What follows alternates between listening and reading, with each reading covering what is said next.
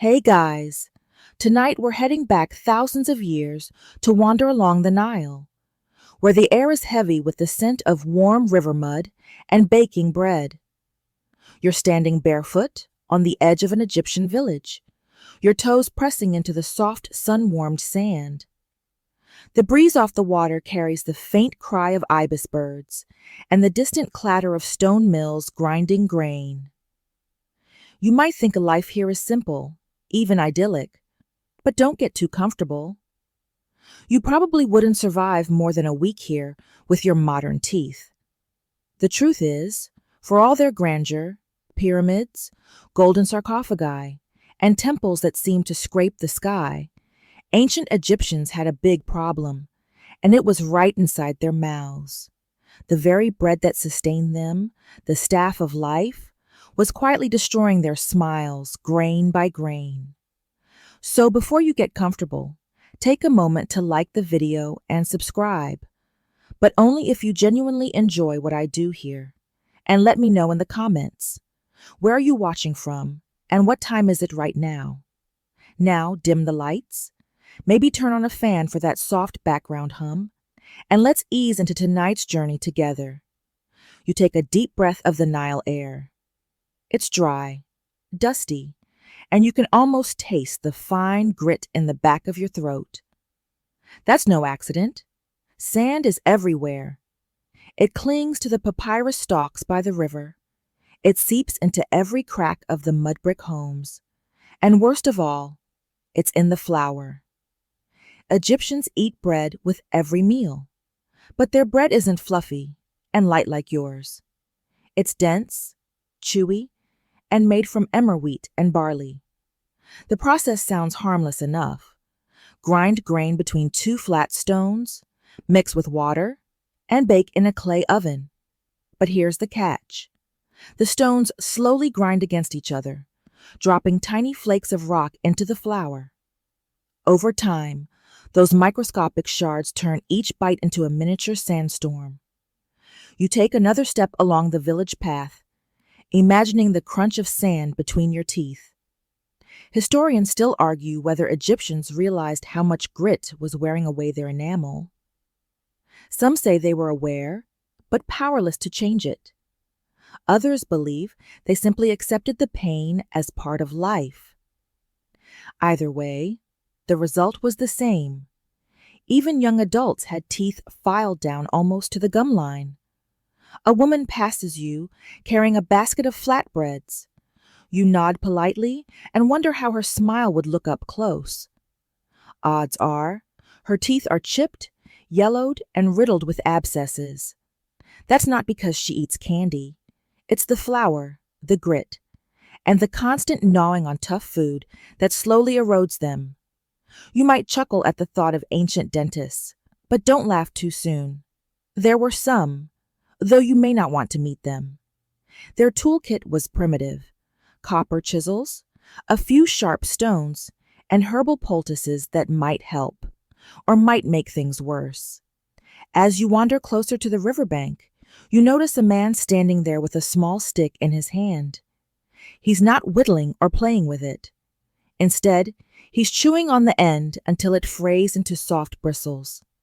Then, gently, he rubs the twig along his teeth and gums.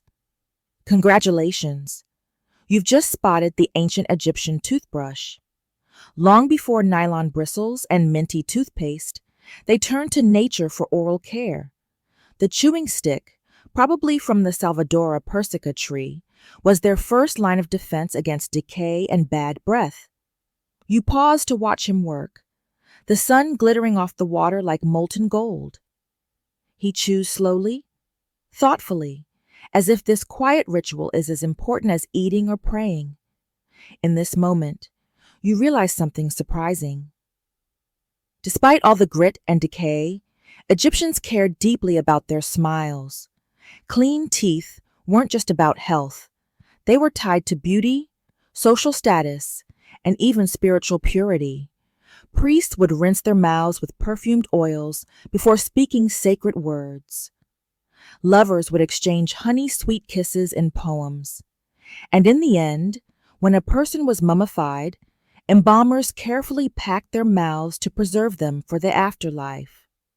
Here on the riverbank, the man finishes his chewing stick ritual and tosses the spent twig into the reeds.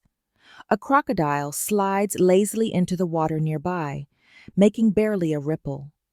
You can almost feel the humid air pressing against your skin as you follow the path back toward the village, curious about what other dental secrets this ancient world might reveal. You trudge slowly along the packed earth of the village, the faint scent of baking bread growing stronger with every step.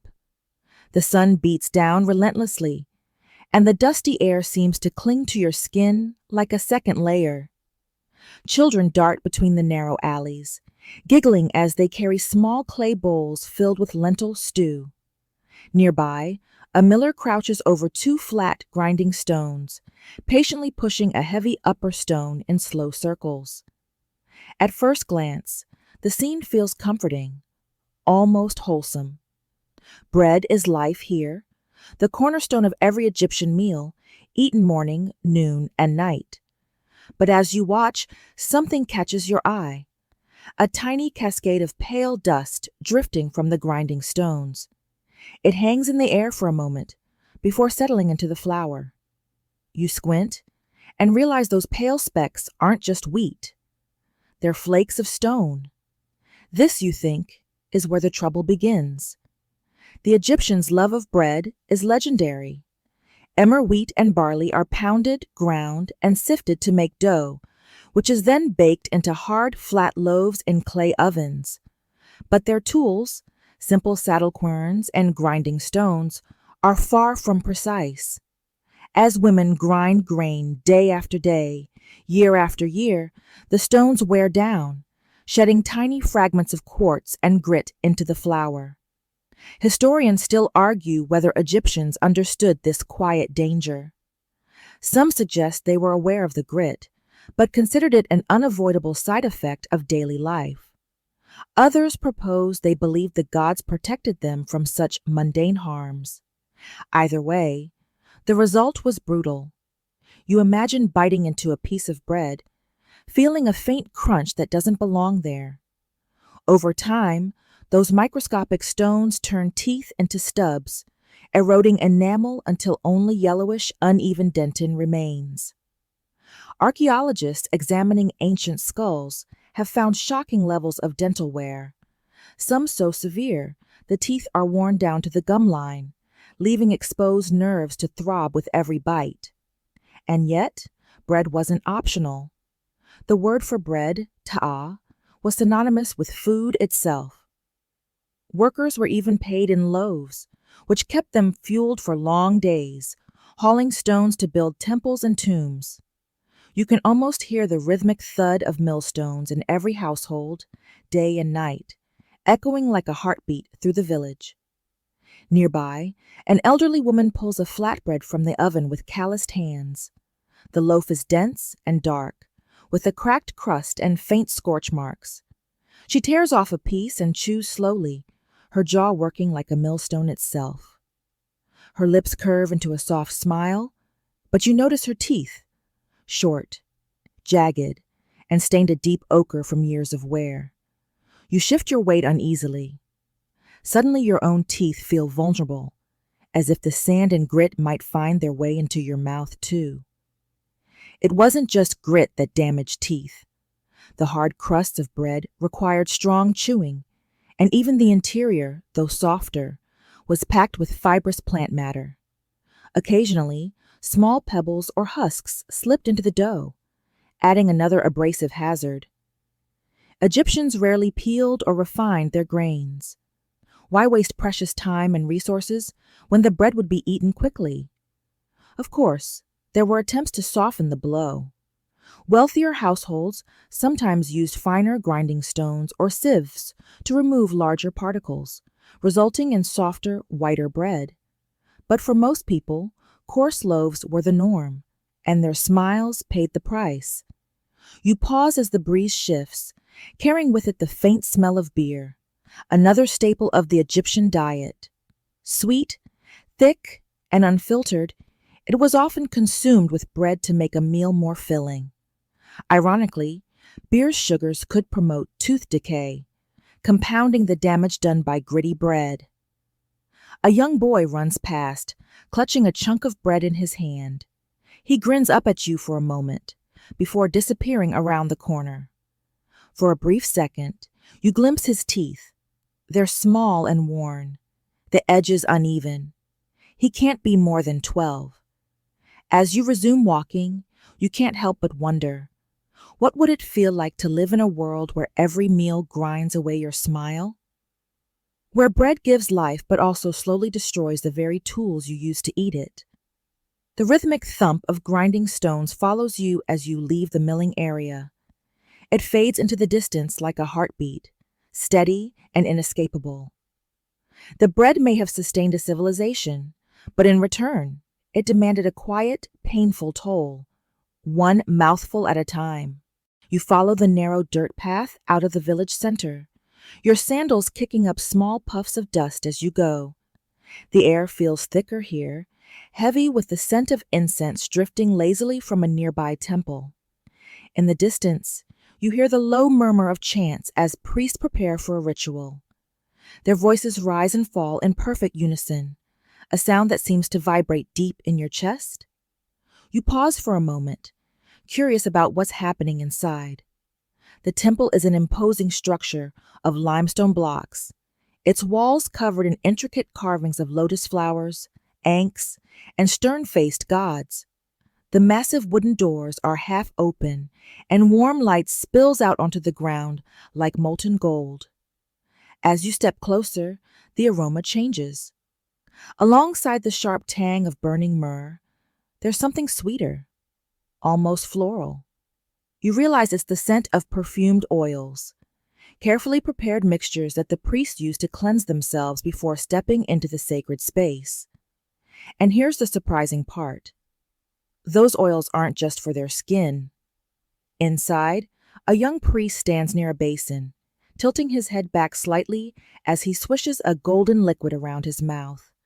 His eyes are closed, his movements slow and deliberate. You watch as he spits the oil into the basin, then dabs his lips with a linen cloth. For these holy men, oral cleanliness isn't just about health. It's about purity of speech. To speak the names of the gods, one's mouth must be fresh and fragrant, free of any impurity.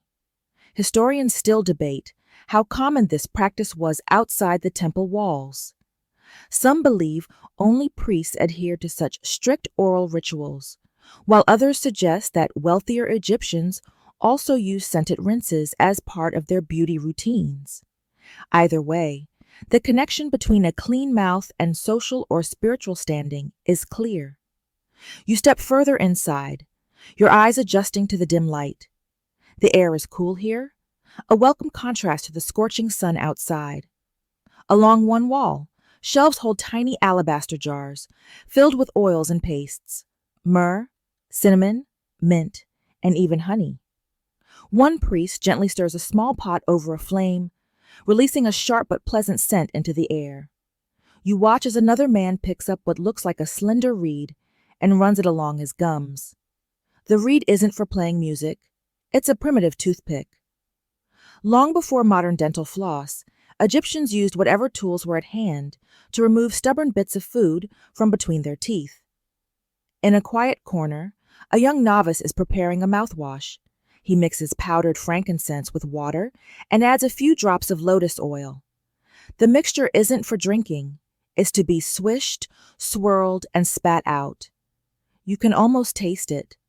Bitter, spicy, with a hint of sweetness.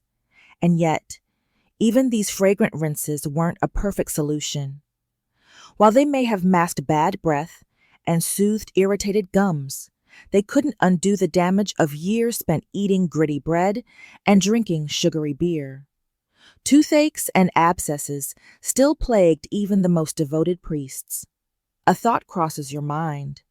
Imagine being a priest, expected to recite long prayers in front of a crowd while your molar throbs with pain. No wonder they took oral hygiene so seriously. As you stand there, a breeze stirs the incense smoke, carrying with it a faint whisper of laughter from outside. You're reminded that while temple life may seem distant and sacred, these are still human beings with very human concerns. They want to look presentable, they want to smell pleasant, and above all, they want to avoid the agony of rotten teeth. You turn to leave, the sound of chants fading behind you. The priest will continue their rituals, swirling perfumed oils and running reeds along their gums, striving for mouths as pure as their prayers. Out in the sunlight again, you take a deep breath and rub your tongue along your own teeth. The thought of swishing lotus oil suddenly doesn't seem so strange. After all, anything would be better than facing the gods with a mouthful of grit and decay.